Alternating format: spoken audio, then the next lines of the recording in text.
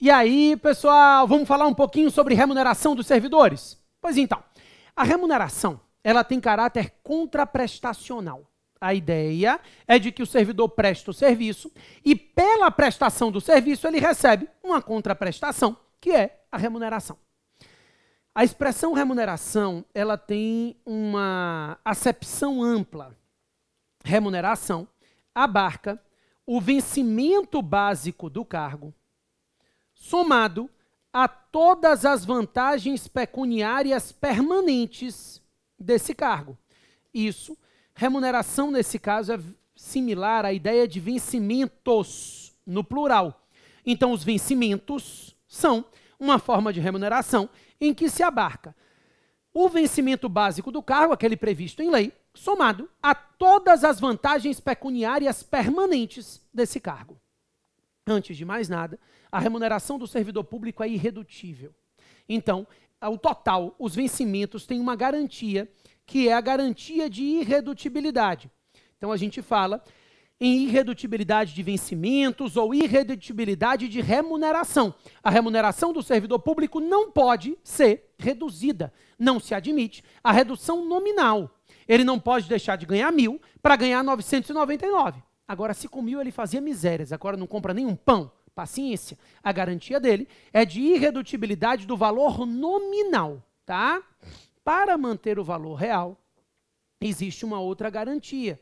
O artigo 37, inciso 10 da Constituição, prevê o direito a uma revisão geral anual dessa remuneração.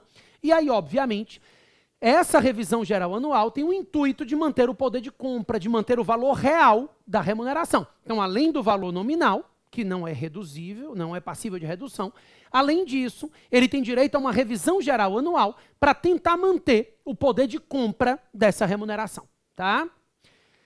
A remuneração do servidor, ela abarca, então, esse vencimento mais as vantagens permanentes e não pode ser reduzida.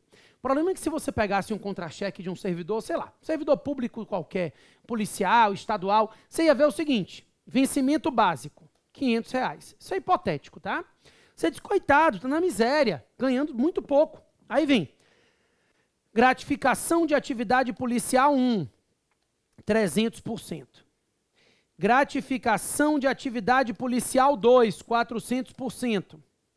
Vantagem pessoal nominalmente identificada, 200%. Gratificação Deus sabe lá do quê? 100%. E esse sujeito está ganhando 5.500, né? Nesse mesmo contra-cheque, você ia vislumbrar complementação do salário mínimo, X. Porque a regra, inclusive alguns estatutos ainda mantêm essa regra, é de que o vencimento básico do servidor não poderia ser inferior a um salário mínimo.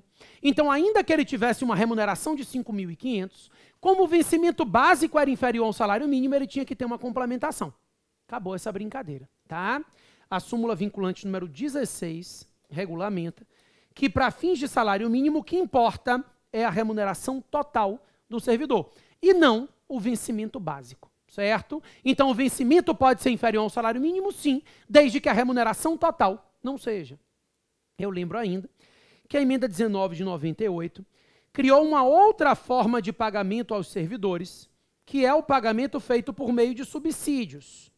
Então, as carreiras que recebem subsídio recebem o pagamento em uma parcela única. O subsídio, ele não admite acréscimo patrimonial. Então, o valor do subsídio é um valor único fixado em lei.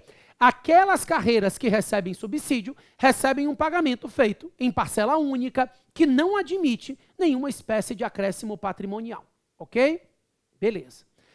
Seja remuneração, seja subsídio, deve-se respeitar o pagamento dos servidores um teto remuneratório. O teto, regulamentado no artigo 37, inciso 11, é o subsídio do ministro do Supremo Tribunal Federal. Então, o subsídio do ministro do STF é o teto de remuneração no âmbito da administração pública. Ninguém no serviço público pode ganhar acima do subsídio do ministro do STF. Na teoria, esse é o teto de remuneração para os servidores públicos em geral, tá? A Constituição ainda prevê a criação de subtetos. E aí diz que no âmbito do município, o subteto será definido na lei orgânica municipal e será o subsídio do prefeito. Então, um subteto para os municípios é o subsídio do prefeito e vai estar definido na lei orgânica desse município. No âmbito estadual, o subteto tem que estar previsto na Constituição Estadual e ele varia de acordo com o poder. Então, se for um servidor do Poder Executivo, o subteto vai ser o subsídio do governador.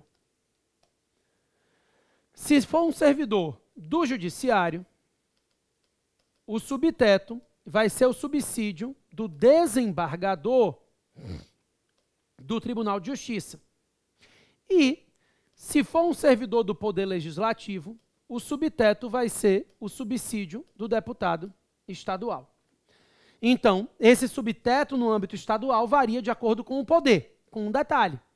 Os membros do Ministério Público, então promotores de justiça, procuradores estaduais e defensores públicos estaduais, que são carreiras a priori vinculadas ao Executivo, seguem o subteto do Judiciário. Tá? Então, os membros do Ministério Público, os procuradores do Estado e os defensores públicos estaduais, que são carreiras a princípio vinculadas ao Executivo, seguem o subteto do Judiciário. Ok? Beleza, pessoal? Até a próxima, hein?